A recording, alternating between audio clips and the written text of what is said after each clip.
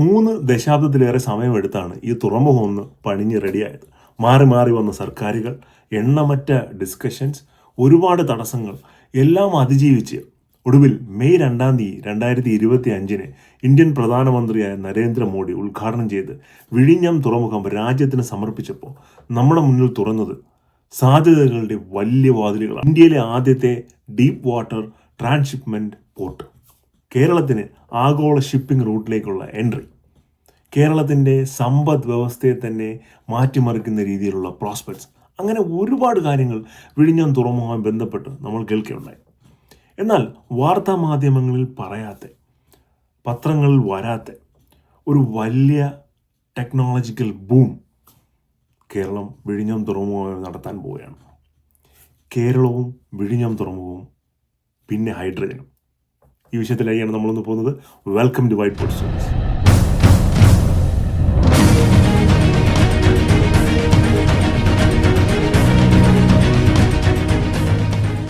മുമ്പായിട്ട് വിഴിഞ്ഞം തുറമുഖത്തിൽ നിന്ന് നമുക്ക് തുടങ്ങാം. അതാണല്ലോ നമ്മുടെ ഡിസ്കഷൻ്റെ ആണിക്കല്ല്. വിഴിഞ്ഞം തുറമുഖത്ത് കപ്പലുകൾ വളരെ വേഗത്തിൽ വരുന്നു, അവിടെ നിന്ന് ലീവ് ചെയ്യുന്നു. ഇൻ്റർനാഷണൽ ഷിപ്പിംഗ് റൂട്ടിൽ നിന്നും ഏതാണ്ട് 15 നോട്ടിക്കൽ മൈൽ അകലെ മാത്രമാണ് വിഴിഞ്ഞം തുറമുഖം സ്ഥിതി ചെയ്യുന്നത്. ഈ 15 നോട്ടിക്കൽ മൈൽ എന്ന് പറഞ്ഞാൽ വലിയ സമയമൊന്നുമല്ല. നമ്മളൊരു വലിയ ദീർഘമായ യാത്ര പോവുകയാണെന്നുണ്ടെങ്കിൽ ചെറിയൊരു റെസ്റ്റ് ഏരിയ കയറി ഒരു ചായ കുടിക്കുന്ന സമയം മാത്രമേ ഉള്ളൂ കപ്പലുകൾക്ക് ഈ 15 നോട്ടിക്കൽ മൈൽ കവർ ചെയ്ത് അകത്ത് വരാനായിട്ട്. സോ അത് അവർക്ക് വലിയ ഡിസ്റ്റൻസ് അല്ല. ഒന്നാമതായി ഇൻ്റർനാഷണൽ ഷിപ്പിംഗ് റൂട്ടുമായിട്ട് വളരെ ക്ലോസ് പ്രോക്സിമിറ്റി. 2, ഈ കപ്പലുകൾ പോർട്ടിൽ വന്നു കഴിഞ്ഞാൽ പോർട്ടിൽ ഡ്രെഡ്ജ് ചെയ്യേണ്ട കാര്യമില്ല. ഡ്രെഡ്ജിങ് എന്ന് പറഞ്ഞു കഴിഞ്ഞാൽ ഒരു കപ്പൽ പോർട്ടിലേക്ക് വന്നാൽ ഈ പോർട്ടിൻ്റെ അടിയിൽ ആ കപ്പലിന് നിൽക്കാനായിട്ടുള്ള താഴ്ച ഉണ്ടാവണം. ഇല്ലെങ്കിൽ നമ്മൾ മണ്ണ് മാറ്റി കൊടുക്കും. ഈ മണ്ണ് മാറ്റിയിട്ടാണ് കപ്പൽ കയറി അകത്തോട്ട് നിൽക്കുന്നത്. ഈ വിഴിഞ്ഞം തുറമുഖത്തിന് അതിൻ്റെ ആവശ്യമില്ല. ജിയോളജിക്കൽ അഡ്വാൻറ്റേജ് ആണ്. അതിൻ്റേതായ റീസൺ ഉണ്ട്. നമുക്ക് വേറൊരു വീഡിയോയിൽ പറയാം എന്തുകൊണ്ടാണ് കേരളത്തിന് അങ്ങനെ ഒരു അഡ്വാൻറ്റേജ്, വിഴിഞ്ഞം തുറമുഖത്തിന് അങ്ങനെ ഒരു അഡ്വാൻറ്റേജ് കിട്ടിയത്. അപ്പോൾ കപ്പലുകൾക്ക് വന്ന് നിൽക്കാം. ഏതാണ്ട് 24 മീറ്റർ താഴ്ചയുണ്ട് ഈ പോർട്ടിന്. വളരെ അനായാസം വന്ന് നിൽക്കാനും കപ്പലുകൾക്ക് ലീവ് ചെയ്യാനും സാധിക്കും.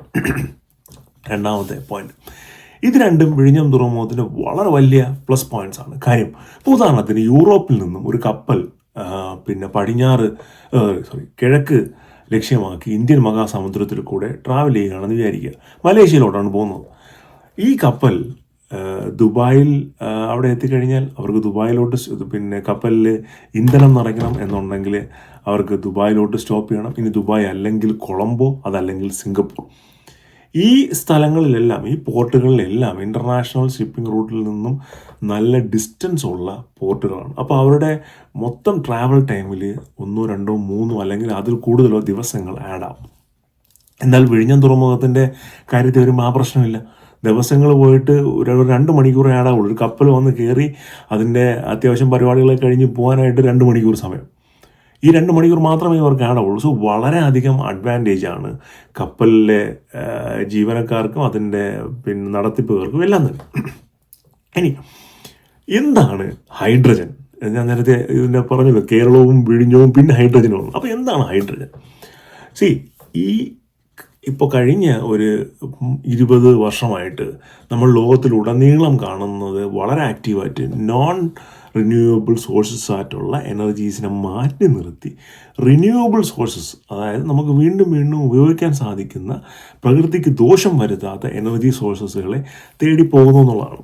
അതിടയ്ക്ക് ഞാനൊരു കോട്ട് വായിച്ചിട്ടുണ്ടായിരുന്നു. അതായത് ഈ സെഞ്ച്വറിയിൽ, ഈ 2000 to 2100 എന്ന് പറയുന്ന 100 വർഷത്തേക്ക് മനുഷ്യൻ ചെയ്യാൻ പോകുന്ന പ്രധാന കാര്യം, കഴിഞ്ഞൊരു 200 വർഷം കൊണ്ട് നമ്മൾ പ്രകൃതി എന്തൊക്കെ ഡാമേജാണോ വരുത്തിയത് അതെല്ലാം റിവേഴ്സ് ചെയ്യുക എന്നുള്ളതായിരിക്കും ഈ ഒരു 100 വർഷത്തേക്ക് മനുഷ്യൻ്റെ പ്രധാനപ്പെട്ട ജോലിയാണ്. അപ്പോൾ എന്തായാലും അത്തരം എനർജി സോഴ്സിലോട്ട് ഒരുപാട് ഫോക്കസ് ഉണ്ട്. അതാണ് ഇലക്ട്രിക് കാറുകൾ ഒരുപാട് വരുന്നു, പിന്നെ വിൻഡ് പവർ വരുന്നു, സോളാർ എനർജി വരുന്നു. ഇപ്പോൾ സർക്കാർ തന്നെ ഒരുപാട് സബ്സിഡി മറ്റും കൊടുത്ത് സോളാർ എനർജി പ്രൊമോട്ട് ചെയ്യുന്നുണ്ട്. അത് ഓവറോൾ നമ്മളൊരു ഗ്രീൻ എനർജി സോഴ്സസിലേക്ക് മാറുന്നു എന്നുള്ളതിൻ്റെ ഒരു സ്റ്റാർട്ടിങ് പോയിൻ്റാണത്. അപ്പോൾ അക്കൂട്ടത്തിലുള്ള ഒന്നാണ് ഹൈഡ്രജൻ. ഈ ഹൈഡ്രജൻ ഉപയോഗിച്ച് വാഹനങ്ങൾ ഓടിക്കാനായി സാധിക്കും. കാറുകളുടെ എൻജിൻ കുറച്ച് കോംപ്ലിക്കേറ്റഡ് ആണ്, ഇപ്പോഴും വളരെ ബിഗിനർ സ്റ്റേറ്റിലാണ്. പക്ഷേ ഷിപ്പുകൾ, ബോട്ടുകൾ, ഇതൊക്കെ വളരെ ആക്റ്റീവായ ഹൈഡ്രജൻ ഉപയോഗിച്ച് റൺ ചെയ്യുന്നുണ്ട്. അപ്പോൾ ഈ ഹൈഡ്രജൻ പിന്നെ ഇൻഡസ്ട്രീസ് പല വലിയ വലിയ കമ്പനികളും ഫാക്ടറീസും ഒക്കെ ഹൈഡ്രജൻ ഉപയോഗിച്ച് അവരുടെ എനർജി നീഡുകൾക്കായിട്ട് ഹൈഡ്രജൻ ഉപയോഗിക്കാറുണ്ട്. അപ്പോൾ ഇങ്ങനെയുള്ള ഒരു സിറ്റുവേഷനിൽ ഈ ഹൈഡ്രജൻ നമുക്ക് വിഴിഞ്ഞം തുറമുഖത്ത് കൊണ്ടുവരാനായി സാധിച്ചാൽ അവിടെ നിന്നുള്ള ഹൈഡ്രജൻ്റെ എക്സ്പോർട്ട് ഭയങ്കരമായിരിക്കും എന്ന് പറഞ്ഞാൽ ഈ അടുത്തായി ജർമ്മനിയിലേക്ക് 100,000 ടണ്ണിൻ്റെ, അതായത് 1,00,000 ടൺ ഹൈഡ്രജൻ എക്സ്പോർട്ട് ചെയ്യാനുള്ള ഒരു പോസിബിലിറ്റി ഒരു കമ്പനി എക്സ്പ്ലോർ ചെയ്യുവാണ്. കേരളത്തിൽ വിഴിഞ്ഞത്ത് നിന്നും ജർമ്മനിയിലേക്ക് 1,00,000 ടൺ ഹൈഡ്രജൻ എക്സ്പോർട്ട് ചെയ്യുന്നത്, ഹൈഡ്രജൻ ഗ്രീൻ അമോണിയ ആക്കിയിട്ടാണ് എക്സ്പോർട്ട് ചെയ്യാനുള്ള ഒരു പോസിബിലിറ്റി ഒരു ജർമ്മൻ കമ്പനി നോക്കിക്കൊണ്ടിരിക്കുകയാണ്. അപ്പോൾ അങ്ങനെ വരുമ്പോഴത്തേക്കും ഇതൊരു വലിയ എന്താ പറയുക, ഒരു ചെയിൻ ഓഫ് ഈവൻസ് ഉണ്ടാക്കും. ഓക്കെ, വിഴിഞ്ഞം അതെന്ന് പറഞ്ഞു കഴിഞ്ഞാൽ നമുക്ക് ഹൈഡ്രജൻ എക്സ്പോർട്ട് ചെയ്യാൻ പറ്റുന്ന സ്ഥലമാണ് എന്ന് വലിയൊരു പോയിന്റ് ഉണ്ടാവും. അപ്പം നെക്സ്റ്റ് ക്വസ്റ്റ്യൻ ഉറപ്പായിട്ടും വരും, എവിടെ നിന്നാണ് ഇതിന് മാത്രമുള്ള ഹൈഡ്രജൻ, കേരളത്തിൽ എവിടെ നിന്നാണ് ഇതിന് മാത്രം ഹൈഡ്രജൻ? അവിടെയാണ് നമ്മുടെ അടുത്ത പ്രധാനപ്പെട്ട സിറ്റിയായ കൊച്ചി വരുന്നത്. ജനുവരി മാസം ഡാവോസിൽ നടന്ന വേൾഡ് എക്കണോമിക് ഫോറത്തിൽ ലോകത്തിലെ 13 വ്യവസായ കേന്ദ്രങ്ങൾ ഡീകാർബണൈസേഷൻ സോണുകളായി പ്രഖ്യാപിക്കുകയുണ്ടായി. അതായത് ഈ കാർബൺ മലിനീകരണം കുറയ്ക്കാനായിട്ട് അവിടെ കൂടുതൽ ഗ്രീൻ എനർജി ബേസ്ഡ് ഇൻവെസ്റ്റ്മെൻറ്റ്സ് നടത്തുക, ഗ്രീൻ എനർജി കൂടുതൽ പോപ്പുലറൈസ് ചെയ്യുക എന്നുള്ള ഐഡിയോളജിയോടാണ് വന്നത്. അതിൻ്റെ ഭാഗമായിട്ട് നമ്മൾ ലോകത്തിലുള്ള 13 ഈ ഗ്രീൻ സോണുകൾ വന്നതിൽ നമ്മൾ കേരളത്തിൻ്റെതാണ് കേരള ഹൈഡ്രജൻ വാലി.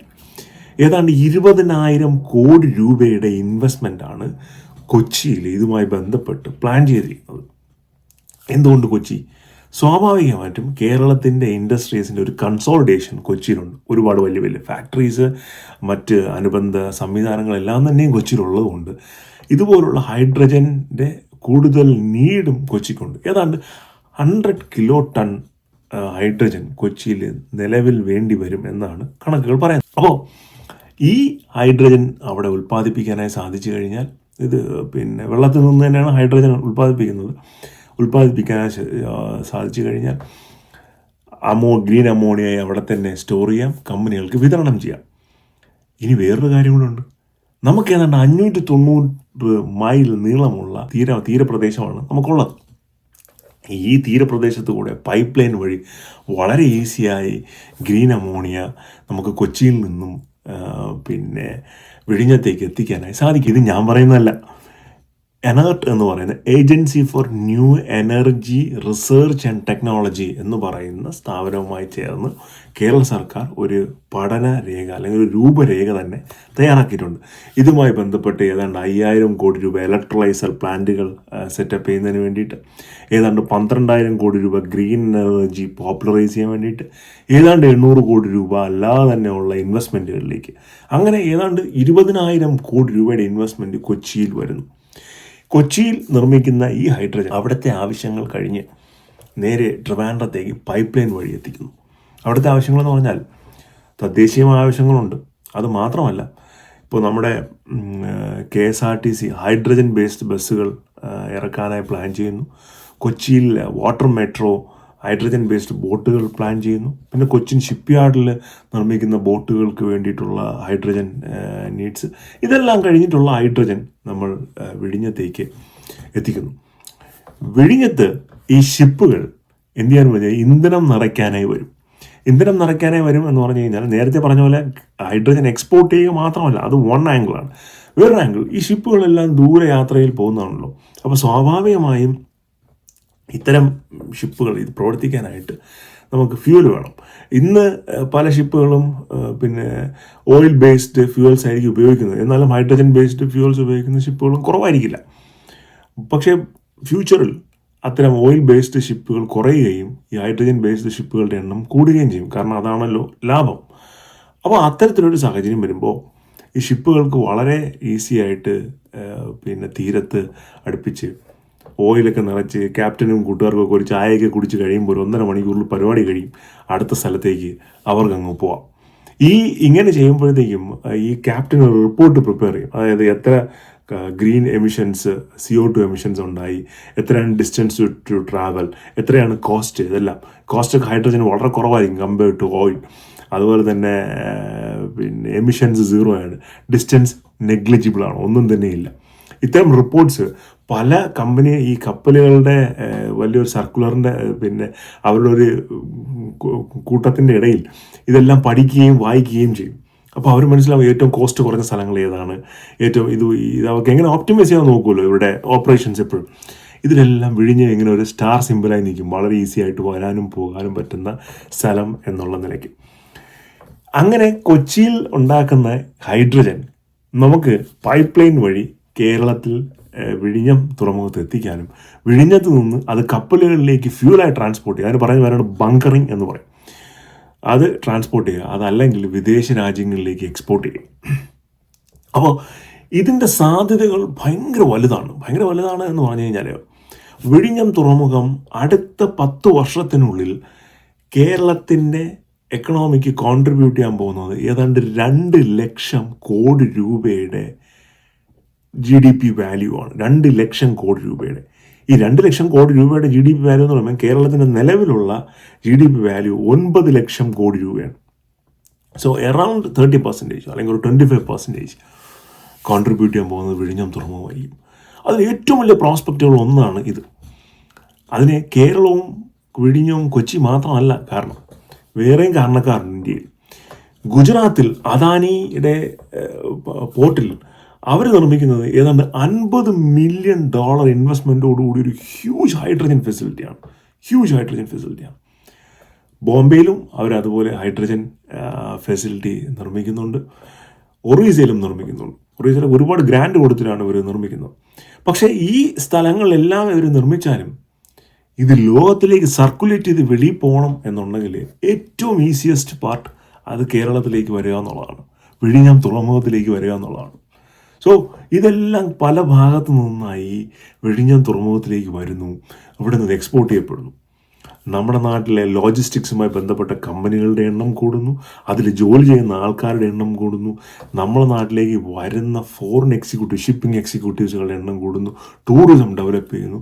അങ്ങനെ അനന്തമായ സാധ്യതകൾ നമ്മുടെ മുന്നിലേക്ക് ഈ ഒരു തുറമുഖം തുറന്നിടുകയാണ്.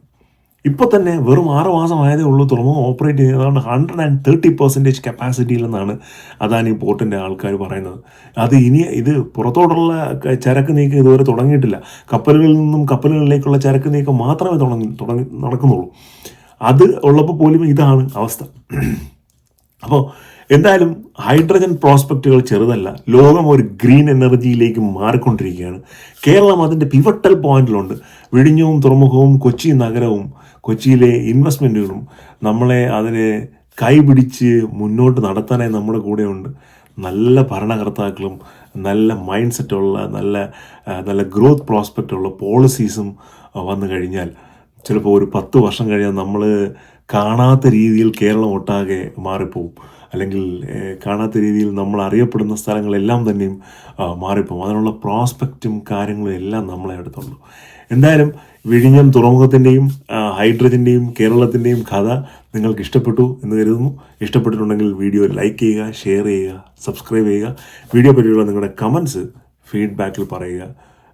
വളരെയധികം വാല്യൂ ചെയ്യുന്ന ഒരു കാര്യമാണ് കമൻസ്. ഞാൻ സാറിന് എല്ലാ കമൻസിനും ഇൻഡിവിജ്വലി റെസ്പോണ്ട് ചെയ്യാനായിട്ട് ശ്രമിക്കാറുണ്ട്. അപ്പോൾ മറ്റൊരു വീഡിയോ ആയിരിക്കും. ബൈ.